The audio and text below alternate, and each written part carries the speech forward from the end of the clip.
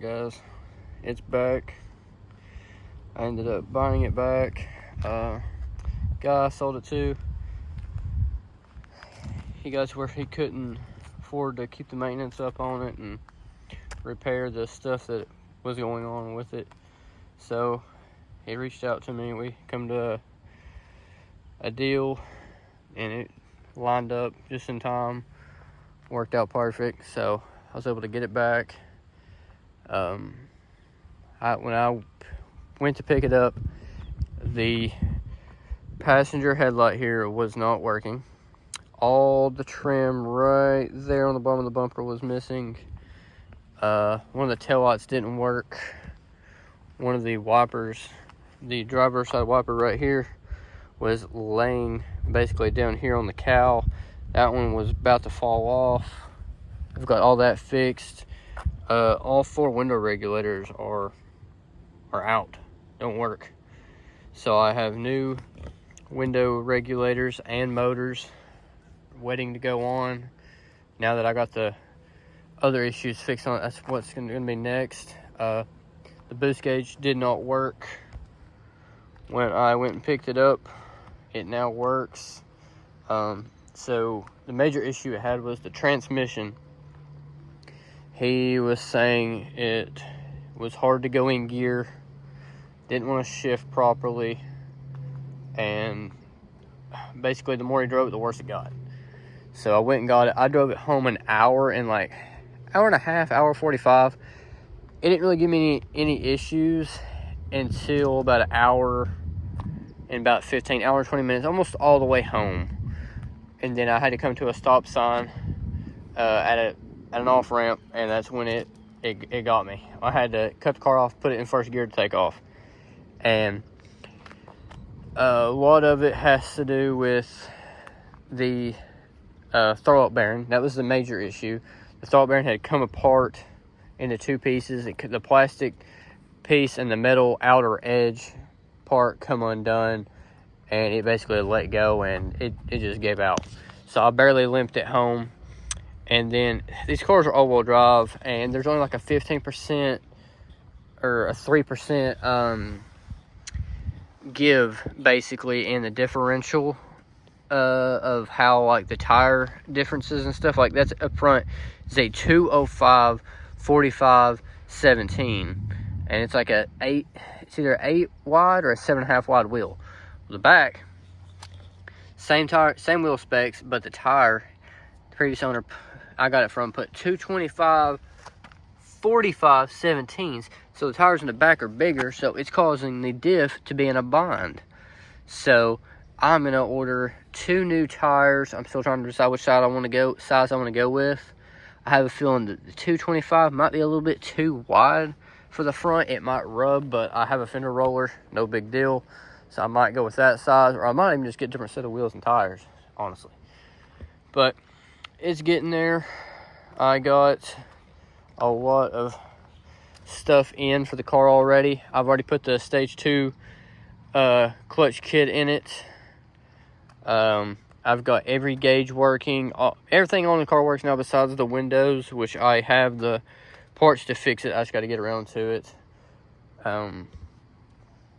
Yeah. Oh, and I got to replace an axle. One of the axle boots is completely ripped. I have it band-aided right now. I would show you, but I don't give nobody any ideas. Just go ahead and replace your axles.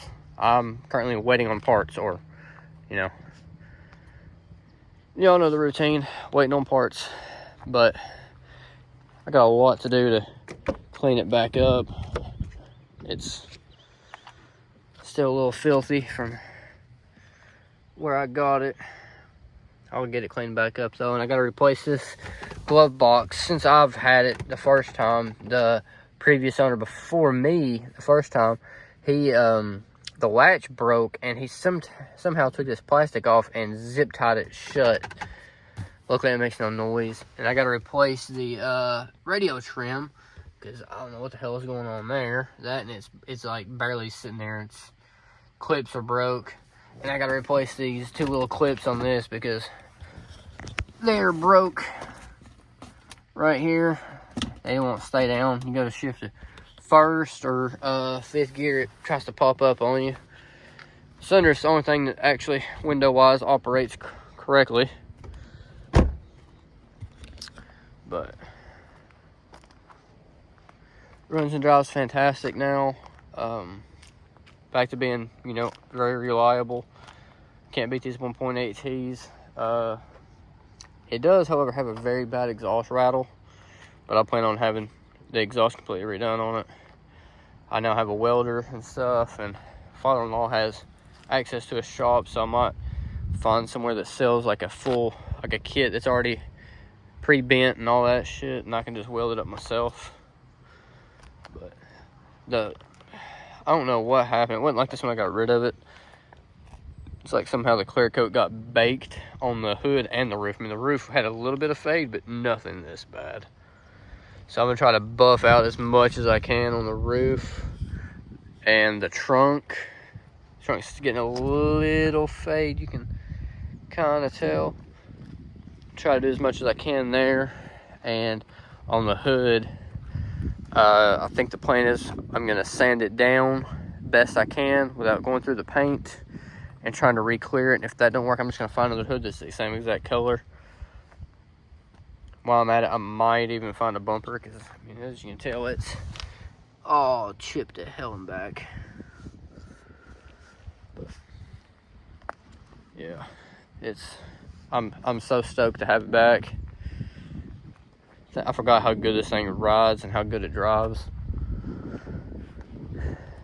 So my plans are for it, a little bit bigger turbo, a little bit bigger injectors and a fuel pump, probably about a 240 all-barrel fuel pump, 660 injectors possibly, and turn the boost up, put a front mount intercooler on it, stuff I wanted to do before.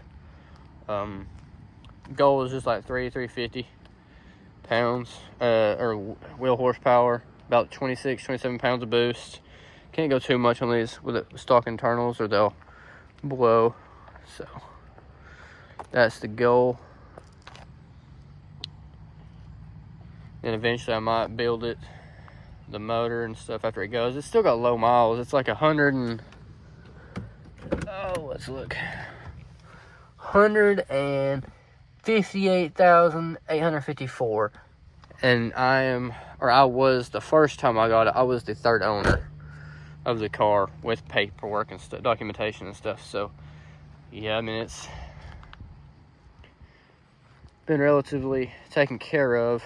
The guy I got it from, he worked at Audi of Chattanooga, so it's been taken care of pretty well. He owned it for 7 or 8 plus years. He said it had a clutch kit put in it just before I got it, like maybe 6 months. So this clutch kit wasn't even 2.5 years old. I don't know if it was just a faulty throwout bearing or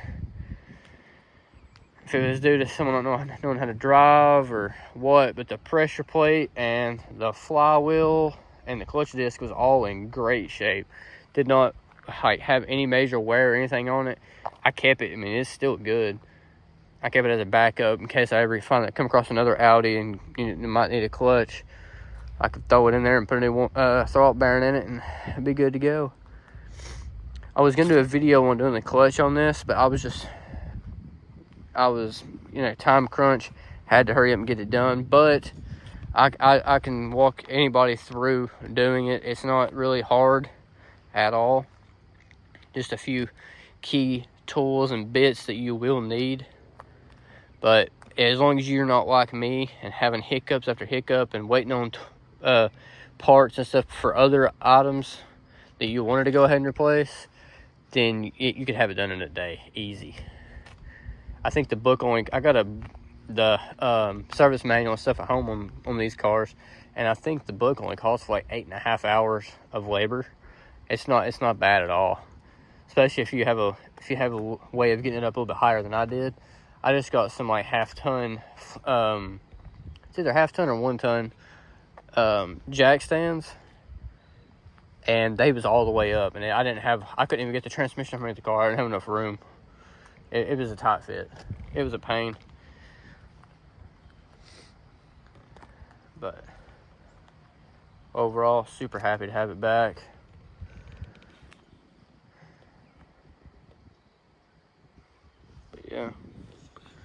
If anybody in the Chattanooga, Tennessee area has some stock headlights that they would want to trade for these headlights, I will trade you straight up.